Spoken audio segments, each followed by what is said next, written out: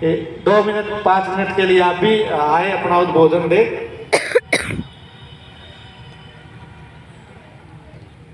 आदरणीय स्वामी जी, संत वृंद, बुजुर्गों, भाइयों, प्यारे बच्चों, मेरी तो एक ही प्रार्थना है कि हमें इस संघर्ष के लिए सारी उम्र करना, हमने अब एक दिन नहीं सारी उम्र करना है। इसके लिए 24 घंटे तैयार रहना चाहिए।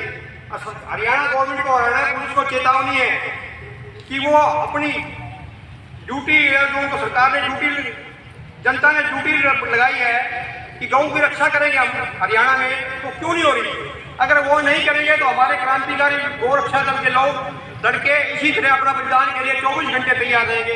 धन्यवाद। धन्यवाद राधे श्याम जी का।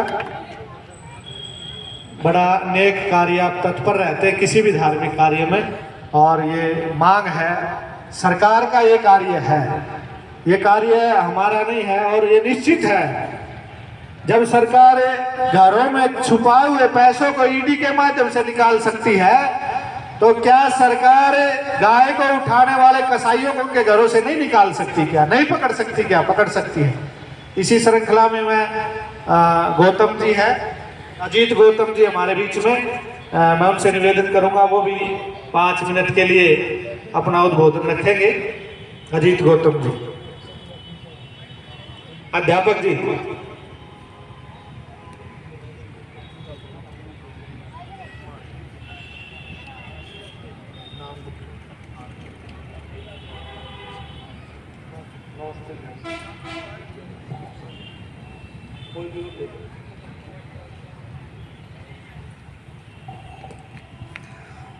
ओम ओम असतो मा सद्गमय, ओम तमसो मा ज्योतिषगमय, ओम मृत्योर्मा अमृतम गमय।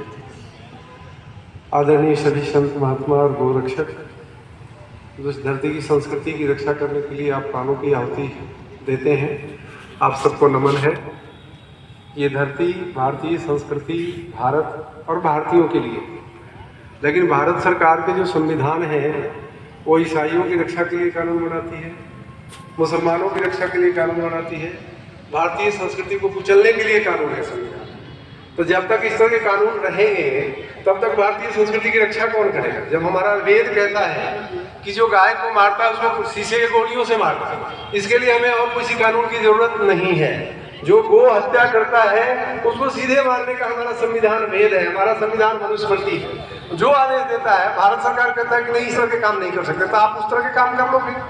तो जब तक इस तरह के कानून रहेंगे तब तक हमारे जितने भी कानून, अभी जैसे मुनि जी बोल के गए कि कोई भी उनके कुरान को नहीं जलाता, कोई भी बाइबल को नहीं जलाता, जिसको दिखाई देता है वही वेद को जलाने की बात करता है, वही हमारी मनुस्मृति को जलाने की बात करता है। तो क्यों करता है? क्योंकि हम सब कायर हैं, या हमें अपने संस्कृति का बिल्कुल ज्ञान ही नहीं है। ना घर से लेकर के विद्यालय तक ऐसी शिक्षा दी जाती है। हम सबसे इस संविधान के लिए बड़े सॉफ्ट करना रखते हैं कि भाई संविधान का उल्लंघन नहीं करना है, और उनको दिन दहाड़े इतने कुकर्म करने के बाद भी वो हिम्मत के साथ में काम लेता है कि जो उसका अल्लाह करता है उसका पालना करता है, जो उसका बाइबल कहता है उसकी पालना करता है। लेकिन हमारा जो वेद कहता है उसकी हम आज्ञा का पालन करते ही नहीं। अच्छा, जो लोग मिलकर के इस काम को कर रहे हैं उनके साथ में भी हम खड़े नहीं होते, तो कहेंगे कि हाँ जी ये संविधान के खिलाफ काम किया, इसको सजा मिलनी चाहिए। हम उसके विपक्ष में खड़े हो जाते हैं, सजा दिलवाने के पक्ष में खड़े। वो कितना भी गलत काम कर ले फिर भी उनका समाज उनके साथ खड़ा होता है। हमारा समाज कितना भी सही काम करे हम उसके खिलाफ खड़ा होते हैं कि हमारा संविधान ऐसा नहीं करता। तो ये संविधान की गड़बड़ी ये तभी ठीक हो सकती है जब हम अपना बलिदान देने के लिए तैयार हैं कि संविधान हमारा ऐसा होना चाहिए जो भारत और भारतीय संस्कृति की रक्षा करे, ना कि आयात की जो बाहर से आए हुए। इस्लाम से हमारा कोई वास्ता नहीं है, ईसाइयत से हमारा कोई वास्ता नहीं है। ये लोग आए हैं तो शरणार्थी बन करके जैसे आए हम वैसे रहे।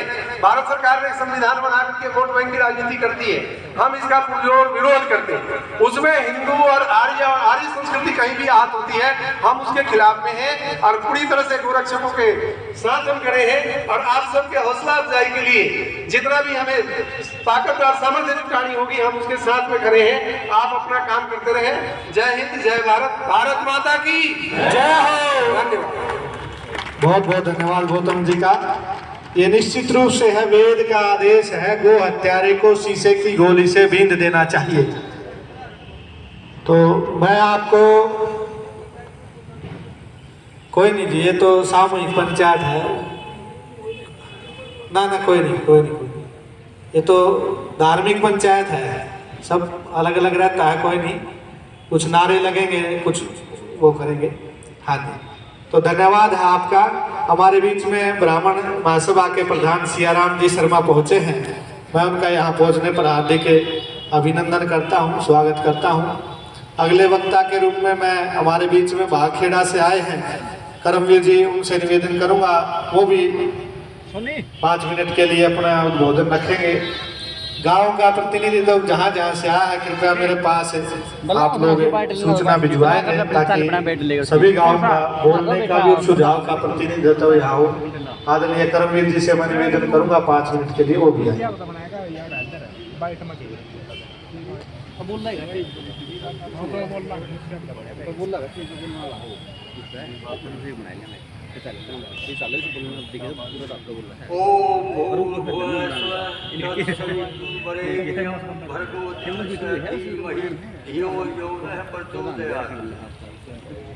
सभी संत महात्माओं, सभी उपस्थित विद्वानों से मेरा हाथ जोड़कर नमस्कार। सभी का मैं सम्मान करता हूँ, आदर करता हूँ। अगर कुछ मुझे सामान्य व्यक्ति पर गलत निकल जाए उसकी मैं क्षमा चाहता हूँ।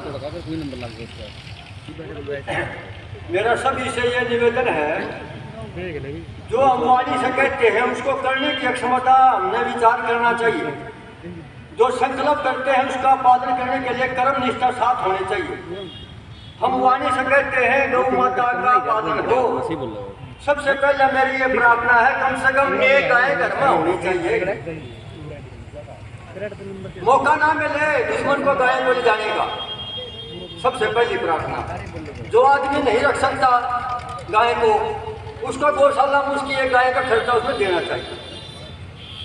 जो ये काम भी नहीं कर सकता उसको कम से कम धर्म के लिए, गाय के लिए कुर्बानी देने के लिए तैयार रहना चाहिए। जो आदमी कहता है गाय की रक्षा हो, कन्या की रक्षा हो, धर्म की रक्षा हो, संस्कृति की रक्षा हो, उस व्यक्ति को अपनी औलाद को सुयोग्य बनाना चाहिए ताकि